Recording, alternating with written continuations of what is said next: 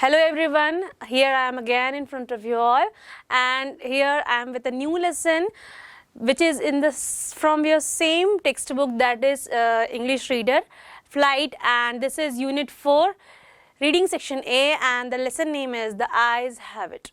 So the eyes have it. What is the meaning of the eyes have it? So when you come to the story and when you understand the story, you will understand the people who have the eyes.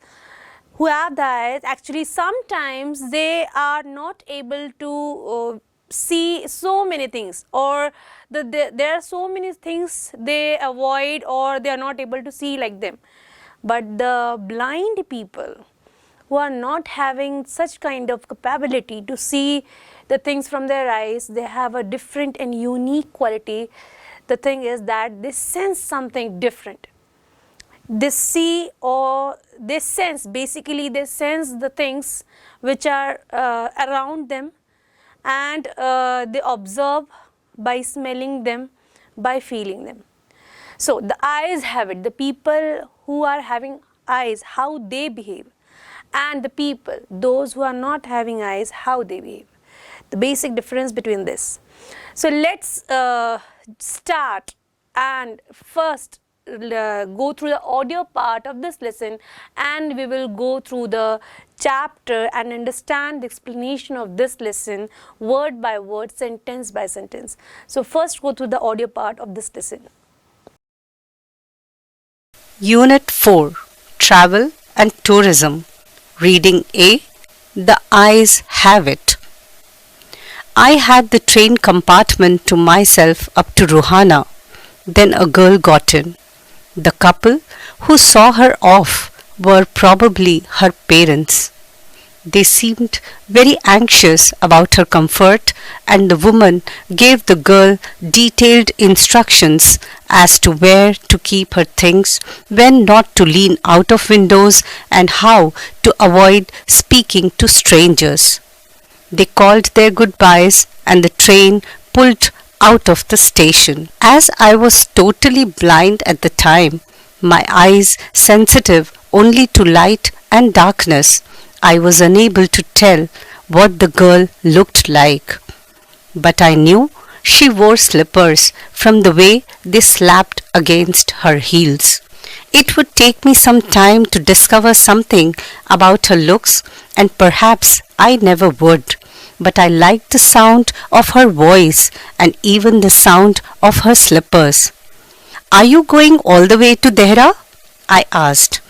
I must have been sitting in a dark corner because my voice startled her. She gave a little exclamation and said, I didn't know anyone else was here. Well, it often happens that people with good eyesight fail to see what is right in front of them.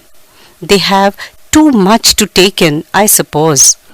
Whereas people who cannot see, or see very little, have to take in only the essentials, whatever registers tellingly on their remaining senses. I didn't see you either, I said, but I heard you come in. I wondered if I would be able to prevent her from discovering that I was blind. Provided I keep to my seat, I thought. It shouldn't be too difficult. The girl said, I'm getting off at Saharanpur. My aunt is meeting me there. Then I had better not get too familiar, I thought. Aunts are usually formidable creatures. Where are you going? She asked. To Dehra, and then to Mussoorie. Oh, how lucky you are! I wish I were going to Mussoorie. I love the hills, especially in October. Yes, this is the best time, I said, calling on my memories. The hills are covered with wild dahlias. The sun is delicious, and at night you can sit in front of a log fire and drink a little brandy. Most of the tourists have gone, and the roads are quiet and almost deserted. Yes, October is the best time. She was silent. I wondered if my words had touched her, or whether she thought me a romantic fool. Then I made a mistake. What is it like outside? I asked. She seemed to find nothing strange in the question. Had she noticed already that I could not see? But her next question removed my doubts. Why don't you look out of the window? She asked. I moved easily along the berth and felt for the window ledge. The window was open and I faced it, making a pretense of studying the landscape. I heard the panting of the engine, the rumble of the wheels, and in my mind's eye I could see telegraph posts flashing by. Have you noticed, I ventured, that the trees seem to be moving while we seem to be standing still? That always happens, she said. Do you see any animals? No, I answered quite confidently. I knew that there were hardly any animals left in the forests near Dehra. I turned from the window and faced the girl, and for a while we sat in silence. You have an interesting face, I remarked. I was becoming quite daring, but it was a safe remark. Few girls can resist flattery. She laughed pleasantly, a clear, ringing laugh. It's nice to be told I have an interesting face. I'm tired of people telling me I have a pretty face. Oh, so you do have a pretty face, thought I, and aloud I said, well, an interesting face can also be pretty. You are a very gallant young man, she said, but why are you so serious? I thought then that I would try to laugh for her, but the thought of laughter only made me feel troubled and lonely. We'll be soon at your station, I said. Thank goodness it's a short journey. I can't bear to sit in a train for more than 2 or 3 hours. Yet I was prepared to sit there for almost any length of time, just to listen to her talking. Her voice had the sparkle of a mountain stream. As soon as she left the train, she would forget our brief encounter. But it would stay with me for the rest of the journey and for some time after. The engine's whistle shrieked. The carriage wheels changed their sound and rhythm. The girl got up and began to collect her things. I wondered if she wore her hair in a bun or if it was plaited. Perhaps it was hanging loose over her shoulders. Or was it cut very short? The train drew slowly into the station. Outside there was the shouting of porters and vendors and a high-pitched female voice near the carriage door. That voice must have belonged to the girl's aunt. Goodbye, the girl said. She was standing very close to me, so close that the perfume from her hair was tantalizing. I wanted to raise my hand and touch her hair, but she moved away. Only the scent of perfume still lingered where she had stood. There was some confusion in the doorway. A man getting into the compartment stammered an apology. Then the door banged and the world was shut out again. I returned to my berth. The guard blew his whistle and we moved off. Once again I had a game to play and a new fellow traveller. The train gathered speed. The wheels took up their song. The carriage groaned and shook. I found the window and sat in front of it, staring into the daylight that was darkness for me. So many things were happening outside the window. It could be a fascinating game guessing what went on out there. The man who had entered the compartment broke into my reverie. You must be disappointed, he said. I am not nearly as attractive a travelling companion as the one who just left. She was an interesting girl, I said. Can you tell me, did she keep her hair long or short? I don't remember. he said, sounding puzzled. It was her eyes I noticed, not her hair. She had beautiful eyes, but they were of no use to her. She was completely blind. Didn't you notice? Okay, now we are coming to the text of this story. The text says that I had the train compartment to myself up to Rohana. Then a girl got in. The couple who saw her off were probably her parents. They seemed very anxious about her comfort, and the woman gave the girl detailed instructions as to where to keep her things, when not to lean out of windows, and how to avoid speaking to strangers. So this is the basic thing the narrator or the author want to tell about the story, that there is a person sitting in the compartment, and he's had Rohana, and Rohana is the name of a station, right? At that time he senses that a girl got into that same compartment.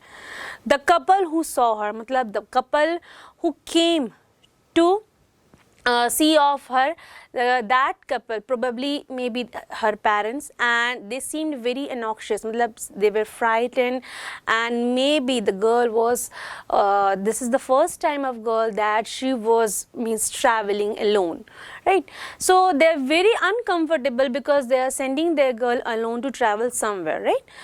Now, the woman gave the girl detailed instructions as to where to keep her things, when not to lean out of windows, and how to avoid speaking to strangers. So, this is the basic things our parents speak with us or talk to us or ask her to do, because they are very obnoxious for us, very worried for us, because they want that we should not get any kind of uncomfortableness during our traveling. So in the same way, the parents or the mother of that girl asked her ki beta, you are traveling alone, right? So keep your things in a particular place, and when you are traveling at that time, don't lean out of the window. जैसे कि हमारे parents कहते हैं कि आप अपना हाथ बाहर ना निकालना, right? And the most important thing our parent also say कि आप किसी भी stranger से you will not speak a single word with a stranger, right? क्योंकि हम उनसे इतनी जल्दी उन पे विश्वास नहीं कर सकते. We can't trust those people, right? So in next paragraph we will see that they called their goodbyes and the train pulled out of the station. कहने का मतलब है, the line says कि जो parents उन्हें visit करने आए थे, मतलब girl को escort करने आए थे, they said goodbye to her, and उसके बाद station से गाड़ी निकल जाती है. As I was totally blind at the time, my eyes sensitive only to light and darkness. So here the author is saying that character was totally blind at that time, right? And his eyes was sensitizing that there was a light in the darkness, means कहीं तो एक रोशनी आ रही है और उनके लिए सारा कुछ अंधेरा है. I was unable to tell what the girl looked like, but I knew she wore slippers from the way they slapped against her heels. Now the author again telling that character is thinking, right कि जो लड़की अभी enter हुई है उस compartment में, वो दिखती कैसी है. He can't imagine how beautiful she is, but and or how she looks, what is the physical appearance of that girl, but then also he knows that girl is wearing slippers at that time, right? Because जब वो चल रही थी at that time her feet slapped the slippers, उसके जो heels थे वो थप थप करके आवाज़ आ रही थी, राइट? तो it would take me some time to discover something about her looks and perhaps I never would.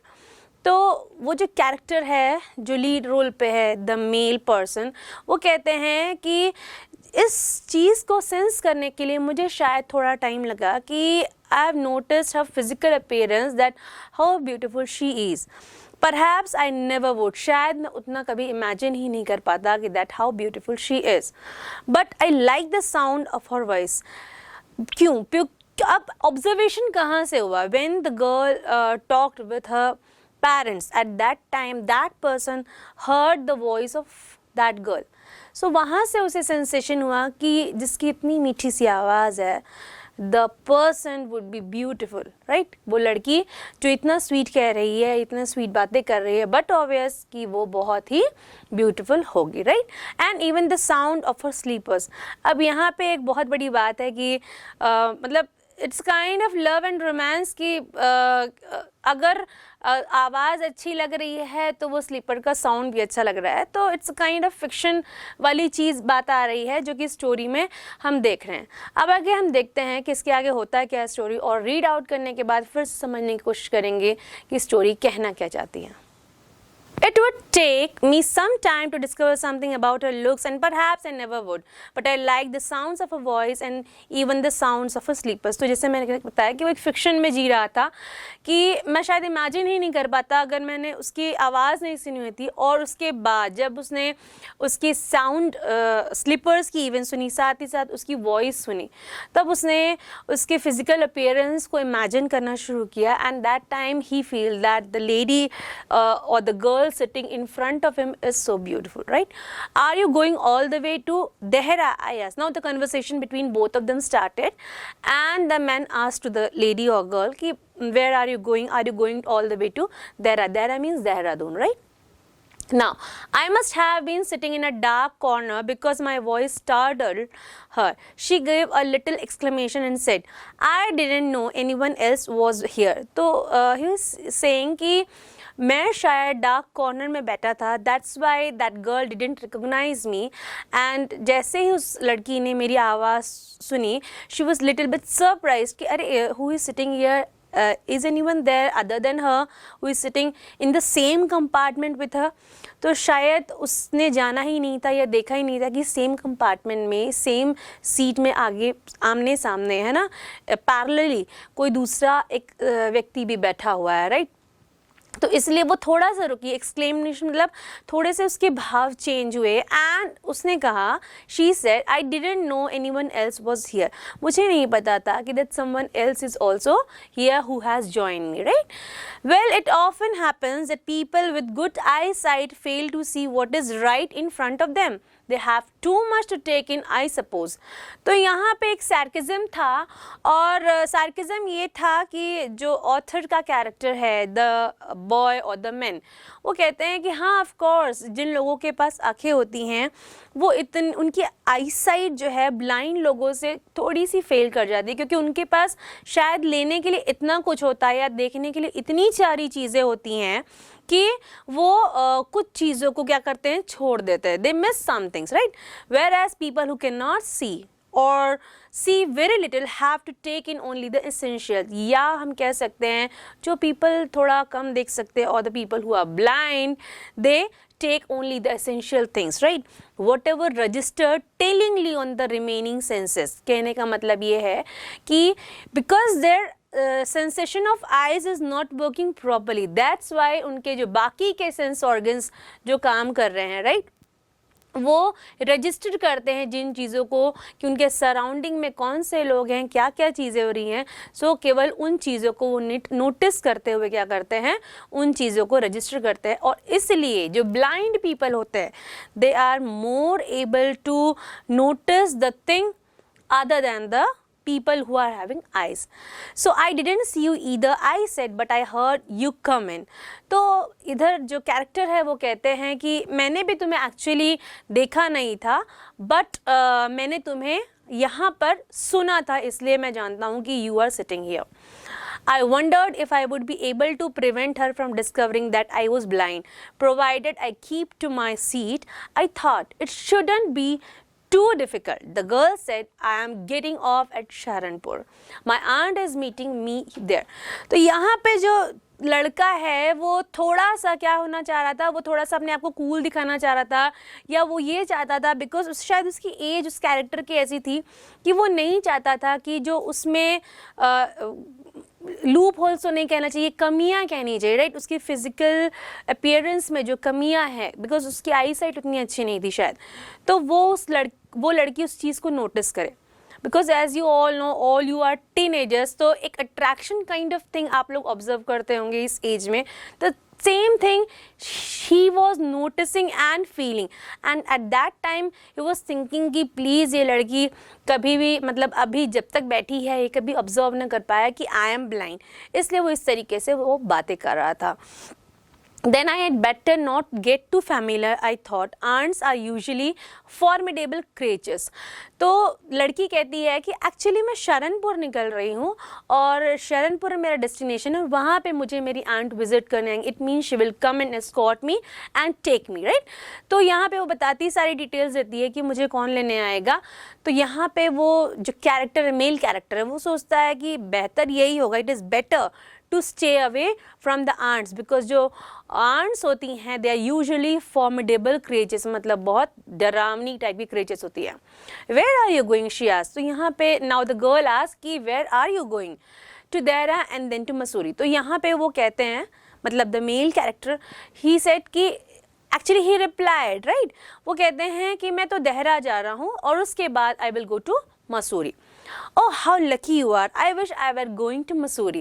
I love the hills, especially in October. तो लड़की कहती है कि yes, you are so lucky that you got the opportunity to go Missouri and to visit Dehra. Actually, she also want and she wishes to go Missouri and Dehra both. And she said, adding that कि I love the hills. मुझे hills बहुत पसंद है, specially in October, because उस समय winter season start होता है और हल्की हल्की स्नोफॉल शायद वहाँ पे स्टार्ट हो जाती है, राइट. नाउ यहाँ पे जो मेल कैरेक्टर है उसका रिप्लाई आता है, and that is yes this is the best time. I said calling on my memories. The hills are covered with wild dahlias, the sun is delicious, and at night you can sit in front of a log fire and drink a little brandy. Most of the tourists have gone and the road are quiet and almost deserted. Yes, October is the best time. तो यहाँ पे वो अक्टूबर के लिए अब एक detail दे रहे हैं कि अक्टूबर का जो मंथ है वो देहरा और मसूरी के लिए बेस्ट क्यों है, राइट. तो वहाँ पे वो ऐड करते हुए कहता है कि yes when you will go Mussoorie you can मतलब अपने जो जितनी भी मेमोरीज हैं उसको आप कलेक्ट कर सकते हैं बाय क्लिकिंग पिक्चर्स और by doing different kind of things. और यहाँ जो हिल हैं they are totally covered with the dahlias and sun is delicious. Sun is delicious का मतलब टेस्टी नहीं कि आप सन को उठा के खा लेंगे. डिलीशियस का मतलब जो वहाँ का इन्वायरमेंट है बड़ा थोड़ा वार्म सा है ना, वार्म सा है, मतलब जो गर्माहट होनी चाहिए वो वहाँ पे है. और रात के समय बेसिकली और स्पेशली अगर देखें तो लोग वहाँ पे क्योंकि ठंड थोड़ी ज़्यादा बढ़ जाती है तो कैंप फायर करते हैं, लॉग फायर करते हैं, और उस ठंड से थोड़ा सा बचने के लिए वो लोग क्या करते हैं, थोड़ी ब्रांडी एज अ मेडिसिन लेते हैं, right. Most of the tourist have gone and the roads are quiet and almost deserted. कहने का मतलब है कि ये जो सीज़न है उस समय ट्रैफिक तो भाई साहब बहुत ज़्यादा होता है. कहने का मतलब yes October is the best time. तो अक्टूबर क्या है, it is the best time to travel. यहाँ पे क्या होता है, क्योंकि यहाँ पे टूरिस्ट भी बहुत अच्छे होते हैं, साथ ही साथ मौसम भी बहुत हैपनिंग सा होता है, और डालियाज और हिल्स एंड माउंटेन्स का जो ब्यूटी है इट इज़ लाइक कि the one who wish to visit that place उसको अक्टूबर में ही उस प्लेस को विजिट करना चाहिए. By listening this, she was silent. I wondered if my words had touched her or whether she thought me a romantic fool. Then I made a mistake. तो जहाँ पे जब उसने देखा कि the girl is not replying anything, तो वहाँ पे at that time he started thinking, the male character started thinking कि am I looking like a romantic fool? क्या मैं किसी बॉलीवुड मूवी का एक रोमांटिक फूल या रोमांटिक हीरो की तरह लग रहा हूँ जो कि एक गधे की तरह प्रिटेंड हो रहा हूँ. Then I made a mistake. अगर वो लड़की मेरे बारे में ऐसा सोच रही है या ऐसा इंप्रेशन उस पर मेरा पड़ रहा है तो it is totally my mistake, he said. What is it like outside, I asked. तो वो मेल पर्सन अगेन पूछता है कि बाहर किस तरीके से दिख रहा है, तुम बता सकती हो. She seem to find nothing strange in this question. तो उसे ऐसा लगा कि ये तो कुछ डिफ़िकल्ट क्वेश्चन है, हमेशा उसके साथ ये ऐसे अजीब से क्वेश्चंस पूछे जाते हैं. तो for her this is not a different question. So she said कि had she notice already that I could not see. I moved easily along the berth and felt for the window ledge. Okay, the window was open and I faced it making a pretense of studying in landscape. तो वो कहता है कि अब मैं क्या हुआ, birth के along फैल गया, मतलब वो थोड़ा सा लेट गया होगा और उसका जो फेस था वो विंडो के साइड पे इस तरीके से उसने रख लिया था जिससे कि वो बाहर विंडो के बाहर देख रहा हो और वो ऐसा फील कराना चाहता था उस गर्ल को कि वो बाहर के जो नज़ारे हैं उसको इंजॉय करे, जो लैंडस्केप्स वो है जैसे फील्ड्स है एंड मूविंग ट्रीज है, मूविंग एनिमल्स हैं, मूविंग 2 व्हीलर्स 3 व्हीलर 4 व्हीलर और ट्रेन्स अगर आजू बाजू से जा रहे हैं तो इन सारी चीज़ों को वो क्या कर रहा है, एंजॉय कर रहा है। तो वो इस तरीके से प्रिटेंड कर रहा था वहाँ पे, राइट। अब उसके बाद क्या होता है, I heard the panting of the engine, the rumble of the wheels, and in my mind I could see telegraph post flashing by। तो यहाँ पे कहता है कि जब मैं बाहर लैंडस्केप को देखने की कोशिश कर रहा था या प्रिटेंड कर रहा था वैसे, उस समय मैंने कुछ चीज़ों को सुना। आई हर्ड मतलब कुछ चीज़ों को सुना। और वो कौन कौन सी चीज़ें थी कि पैंटिंग ऑफ द इंजन की ज़ोर से जो आवाज़ आती है वैसी आवाज़ को सुना। The rumble of the wheels की जो घरघराहट थी चलने की वो व्हील्स को मैंने सुना। And in my mind eyes I could see telegraph post flashing by. और उस समय मेरे दिमाग में एक सीन क्रिएट होता है जिस तरीके से टेलीग्राफ पोस्ट फ्लैश होता है उस तरीके से। Have you noticed, I ventured, that the trees seem to be moving while we seem to be standing still। तो ये एक बहुत ही सिली सा क्वेश्चन उस मेल कैरेक्टर ने फीमेल कैरेक्टर से पूछा कि क्या तुम नोटिस कर पा रही हो कि जो पेड़ है वो मूव कर रहे, trees are moving and we are standing still, तुम ऐसा महसूस कर रही हो। That always happen, she said, do you see any animals. तो वो कहती है तो हमेशा ही ऐसा लगता है, there is nothing new in it, क्या तुम कोई जानवर देख पा रहे हो यहाँ पे। वो एक नया क्वेश्चन पूछ दिया। No, I answered quite confidently. So यहाँ पे अपने फुल कॉन्फिडेंस के साथ वो कहता है ना आई am not seeing any kind of animal, यहाँ कोई एनिमल नहीं है। I knew that there were hardly animals left in the forest near Dehra because he was confident just because he is knowing कि भाई यहाँ पे देहरा में बहुत ही मुश्किल है जो कि फॉरेस्ट एरिया में आसानी से कोई वाइल्ड एनिमल उसे दिख जाए। That's why he was so confident. I turned from the window and faced the girl and for a while we sat in silence। अब वो क्या होता है, जैसे कि ये इस तरफ विंडो है तो अगर उसका फेस इस तरफ है then he turned toward the girl. अब वो गर्ल की तरफ फेस करता है, मतलब जो सामने वाली सीट पे फोकस करता है और कुछ देर उनके बीच में एक डीप साइलेंस रहता है, कोई किसी से कुछ नहीं कह रहा है। You have an interesting face. अब वो उसकी तारीफ करना स्टार्ट करता है, just like a young boy 18-19 और वी कैन से 20-25 के बीच में जो आप लोग देखते हैं कि लोग किस तरीके से एक दूसरे से एक अच्छे टाइम को स्पेंड करने के लिए, क्योंकि वो लोग ट्रैवलर है या फिर एक अच्छी फ्रेंडशिप बनाने के लिए एक अच्छा सा कॉन्वर्सेशन हेल्दी कॉन्वर्सेशन स्टार्ट करता है। तो उसकी स्टार्टिंग कहाँ से हुई, उसकी स्टार्टिंग हुई अप्रिसिएशन से कि भाई आप बहुत अच्छे लग रहे हो। तो this was the starting of their communication, right. तो वो स्टार्टिंग कैसे करता है कि आपका फेस जो है बहुत इंटरेस्टिंग है। अब इंटरेस्टिंग क्या, खेलने कूदने की जगह थोड़ी वहाँ पे, भाई नाक की जगह नाक है, आँख की जगह आँख है, लिप्स की जगह लिप्स है, ईयर्स की जगह ईयर्स है, हेयर्स की जगह हेयर्स है, जैसे रहता है वैसे ही। सो ये कॉन्वर्सेशन का स्टार्टिंग था। तो उसके बाद क्या हुआ, I remarked I was becoming quite daring but it was a safe remark. तो यहाँ पे वो एक चीज़ और फील करता है, किसी भी लड़की को ये चीज़ ब्लंटली बोलना, that you are looking good, you are looking sweet, you are looking cute and you are looking so good, और जब द पर्सन इज़ वेरी, मतलब आप उनसे बहुत ही फैमिलियर ना हो, दैट्स द थिंग। तो वहाँ पे उसको लगा वो बहुत बोल्ड स्टेप्स ले रहा है, तो लेकिन वो फिर भी एक सेफ रिमार्क लेकर के, एक सेफ स्पेस लेकर के अपने कॉन्वर्सेशन को आगे बढ़ाना चाहता था। Few girls can resist flattery. She laughed pleasantly, a clear ringing laugh. तो कुछ गर्ल होती हैं जो इस चीज़ को मना करती, अरे नहीं मैं कहाँ इस तरीके से, बट लेकिन इस इंस्टेंस पे जो फीमेल कैरेक्टर है वो क्या करती है, वो बहुत खुश हो जाती है और एक उसकी जो खनकती हुई जो हंसी है, जो क्लियर लाफ है, वो साउंड करती है। और वो कौन सुन सकता था, वो उसके साथ जो ट्रैवल कर रहा था मेल कैरेक्टर, वो आसानी से सुन सकता था। It's nice to be told I have an interesting face, I am tired of people telling me I have a pretty face। तो वो कहती है कि this is the first time and I am very surprised and I feel so good कि इस बार किसी ने कुछ नया कहा कि मेरा जो फेस है वो एक इंटरेस्टिंग फेस है, क्योंकि अक्सर लोग मुझे मिलते हैं और वो हमेशा कहते हैं कि you look so pretty. So this is a common statement for me. This time I got a new statement, a unique statement for me, right. तो इस चीज़ को सुनकर वो बहुत खुश थी. Oh so you do have a pretty face, thought I. तो फिर उस पर वो सार्केज्म में बोलता, ओ मतलब तुम्हारे पास एक खूबसूरत चेहरा भी है. मुझे लगा तो था, but and aloud I said, well an interesting face can also be pretty. now उसके ऊपर और एक appreciation होते हुए वो add on करता है कि well ऐसा है कि अगर interesting face है तो वो pretty भी हो सकता है. इसका मतलब ये नहीं कि वो pretty नहीं हो सकता. You are a very gallant young man, she said, but why are you so serious?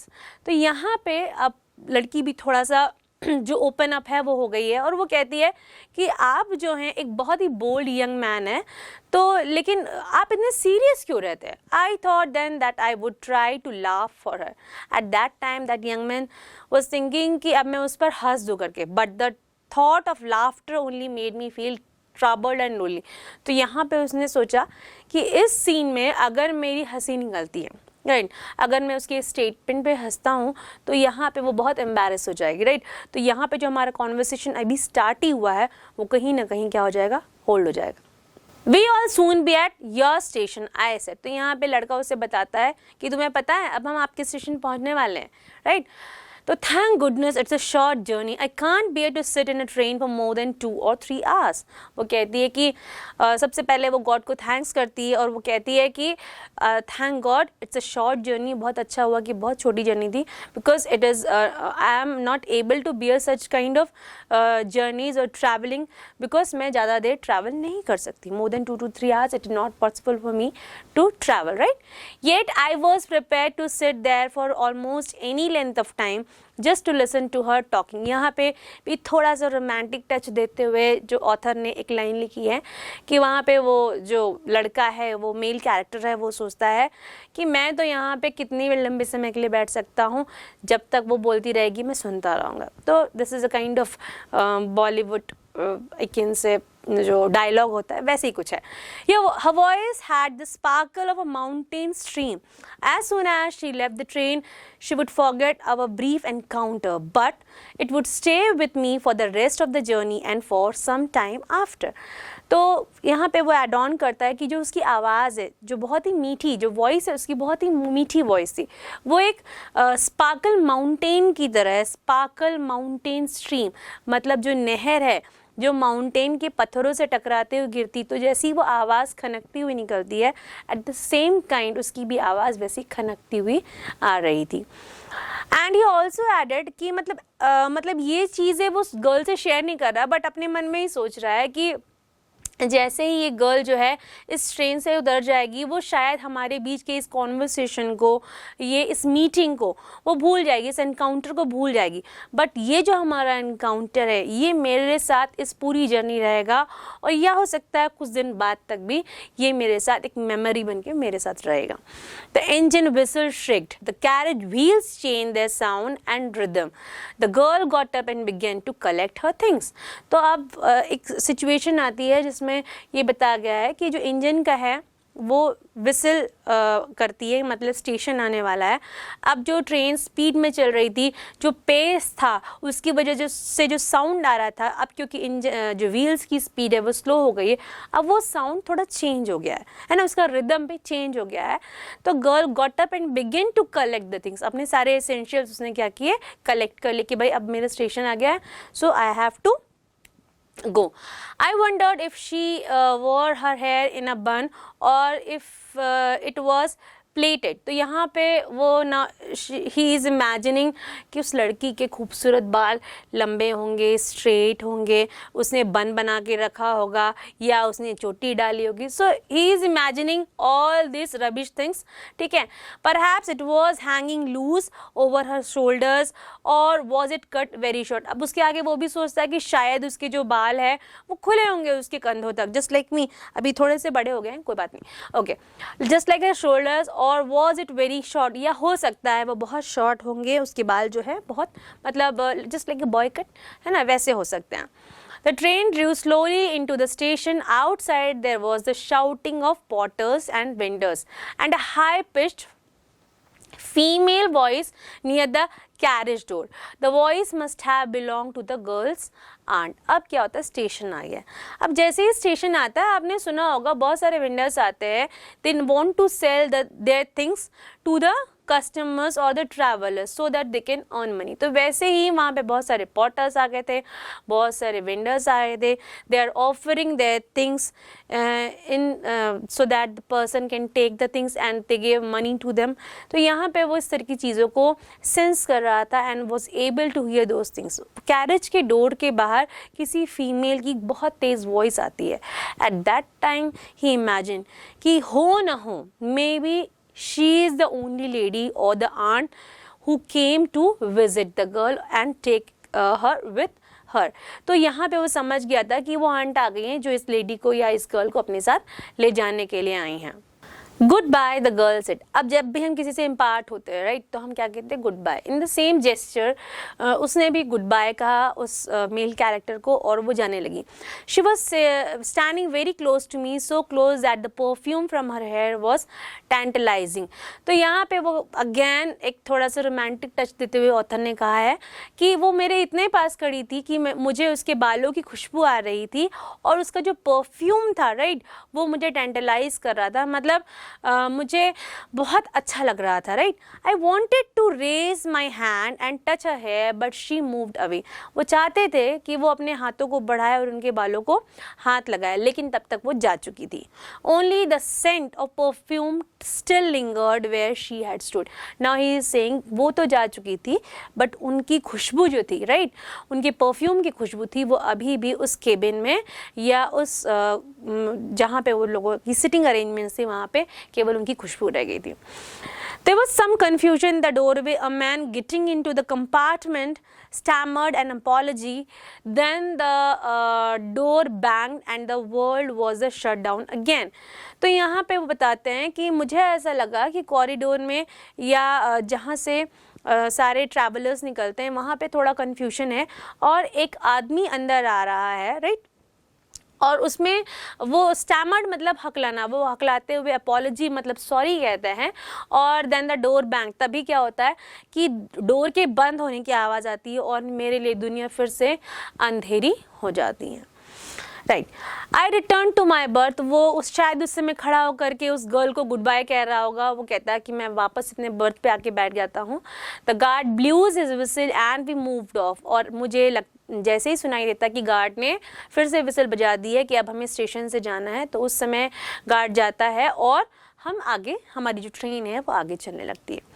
Once again I had a game to play and a new fellow traveller. फिर से मेरे पास एक नया फेलो ट्रैवलर था और जिसके साथ में फिर से एक वही सेम गेम फिर से नई शुरुआत के साथ खेलना चाह रहा था कि मैं एक नॉर्मल पर्सन हूँ. I am a normal person, I am not a blind person, right. The train gathered speed. The wheels took up their song. The carriage groaned and shook. I found the window and sat in front of it, staring into the daylight that was darkness for me. तो यहाँ पे वो कहता है कि जो train है वो स्टार्ट हो गई, ट्रेन ने स्पीड पकड़ ली थी और वो कैरेज फिर से एक प्रॉपर रिदम में चलने लग गया था जैसे कि एक सॉन्ग चलता है. अब क्या हो रहा था, मैंने अपनी जो बर्थ पे विंडो वाली सीट थी उस पर मैं बैठ गया और बाहर की तरफ देखने लग गया. जो डे लाइट जो थी बट वो मेरे लिए अभी भी एक अंधेरा ही था क्योंकि he was the blind, right. So many things were happening outside the window. It could be a fascinating game guessing what went on out there. तो बहुत सारी चीज़ें बाहर चल रही थी और एक बहुत ही इंटरेस्टिंग और फैसिनेटिंग गेम था कि बाहर क्या चीज़ें हो रही हैं, right? The man who had entered the compartment broke into my reverie. तो जो व्यक्ति उस कंपार्टमेंट में सेम कंपार्टमेंट में आया था जैसे कि जिसमें पहले वो गर्ल और बॉय थे उसमें कंपार्टमेंट वो मैन आता है तो उसने जो उसकी एक सोच थी जिस ड्रीम में वो डूबा हुआ था उसके उस ड्रीम को तोड़ता है और शायद सेम गेस्टर में हेलो हाय एक दूसरे को करते हैं वो लोग. You must be disappointed he said I am not nearly as attractive a travelling companion as the one who just left. वो आगे कहता है कि शायद आप थोड़ा डिसअपॉइंट होंगे क्योंकि मैं आपके पहले के कंपेनियन की तरह उतना ज़्यादा जो है अट्रैक्टिव नहीं हूँ.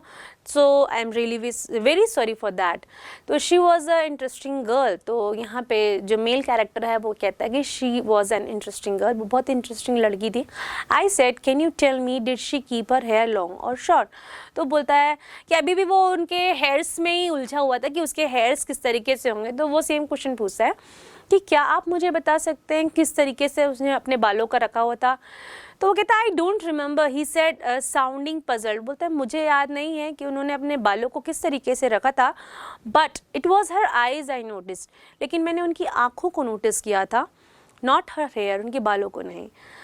She had beautiful eyes. उसके पास बहुत ही खूबसूरत आँखें थी, but they were of no use to her. लेकिन वो किसी काम की नहीं थी. She was completely blind.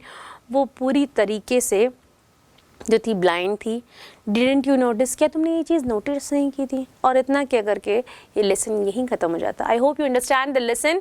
And now this lesson is written by Ruskin Bond. Now who is Ruskin Bond. Ruskin Bond is born on 19th May 1934. He is a well-known Indian writer in English. He is British by birth and lives with his family in Missouri. He has written more than 100 short stories, 6 novels, 3 collections of verse, and over 30 books for children. Ruskin Bond received Sahitya Academy Award for his book Our Trees Still Grow at Dehra in 1992 and was honored with title Padma Shri in 1999 and Padma Bhushan in 2014 for his lifetime contribution to Indian literature in English. He was been writing for the last 50 years in different genres of literature. So this is all about the lesson and the author. Now coming back to the meaning or word meaning of this lesson. So registered. Register means get understood. यहाँ पे census की बात की थी कि census किन चीज़ों को रजिस्टर करते हैं या समझते हैं. Now second word tellingly यानी effectively.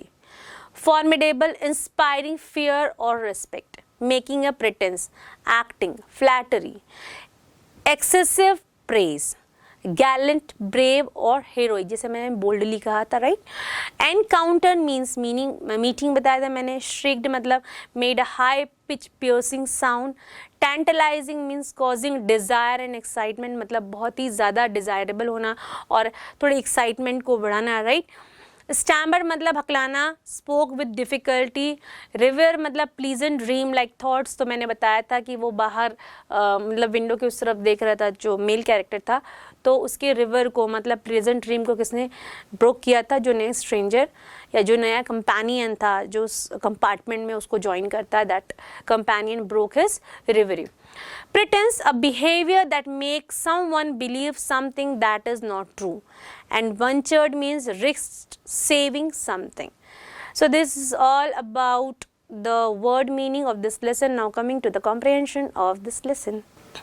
First question is on your screen that what details could the narrator gather about the girl?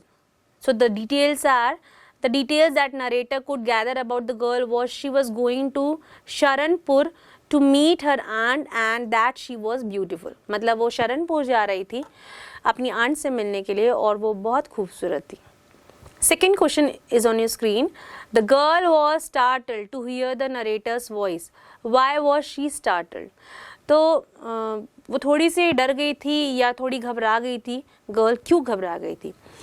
So the narrator was sitting in a dark corner and the girl didn't notice it, so she was startled by his voice. क्योंकि जो narrator है या narrator का male character जो है वो किसी corner में या डार्क कॉर्नर में बैठा हुआ था और eight that time the girl didn't notice कि यहाँ उसके अलावा भी इस कंपार्टमेंट में कोई और है. इससे वो थोड़ी घबरा गई थी. What difference does the narrator point out between those who can see and those who cannot? तो यहाँ पे बात है कि कौन से ऐसे डिफरेंसेस को नरेटर ने पॉइंट आउट किया है कि जो देख सकते हैं और जो नहीं देख सकते उसमें क्या डिफरेंसेस हैं. तो उन्हें लिस्ट करना है. तो basically it should be in your own language. फिर भी मैं आपको बता देती हूँ. The narrator points out major differences between those who can see and those who cannot. People who can see fail to see what is right in front of them as they have too much to take in. On the other hand, people who cannot see have to take in only the essentials, whatever registers tellingly on their remaining senses. तो वो कहते हैं कि जो लोग देख सकते हैं उनके पास देखने के लिए इतनी सारी चीज़ें होती हैं कि कुछ ना कुछ छूट जाता है, बट जो लोग नहीं देख सकते हैं वो लोग जो है अपने सेंसेस से जितनी चीज़ों को गैदर कर सकते हैं वो उन चीज़ों को गैदर करते हैं. Remaining senses actually. Was the narrator able to hide from the girl and from the new fellow traveler the fact that he was blind? Give evidence from the story in support of your opinion. तो यहाँ पे इस question का meaning ये है कि क्या narrator जो था वो लड़की के सामने ये छुपा पाया था कि वो एक ब्लाइंड पर्सन है, आपको इसके लिए एक एविडेंस देना है. तो the narrator was able to hide from the girl the fact that he was blind. तो वो एबल था कि हाँ भाई वो अंधा है, वो नहीं बताया. What is it look outside I asked. तो यहाँ पे वो जब कहता है कि बाहर कैसा दिख रहा है, उस समय वो she seem to find nothing strange in the question. तो वहाँ पे उस गर्ल के लिए ये कोई बहुत बड़ी बात नहीं थी, इसीलिए उसने कहा था कि जैसे वो हमेशा दिखता है वैसे ही आप खुद देख लो. उसने इस तरीके से रिप्लाई किया था. तो ऐसे बहुत सारी conversations you can find in this lesson, जैसे कि मैंने आपको एक्सप्लेन किया था. तो यही है, it was her eyes I notice not her hair. तो यहाँ पे वो एक चीज़ और बात करते हैं कि जो ट्रैवलर नया आया था, जब उससे उस मेल कैरेक्टर लीडिंग कैरेक्टर ने पूछा कि क्या आपने उसके हेयर्स को देखा है, तो वहाँ पे वो कहती है जो सेकंड स्ट्रेंजर था वो कहता है कि मैंने उनके बालों को तो नहीं देखा बट स्टिल मैंने उनकी आंखों को देखा and that was so beautiful.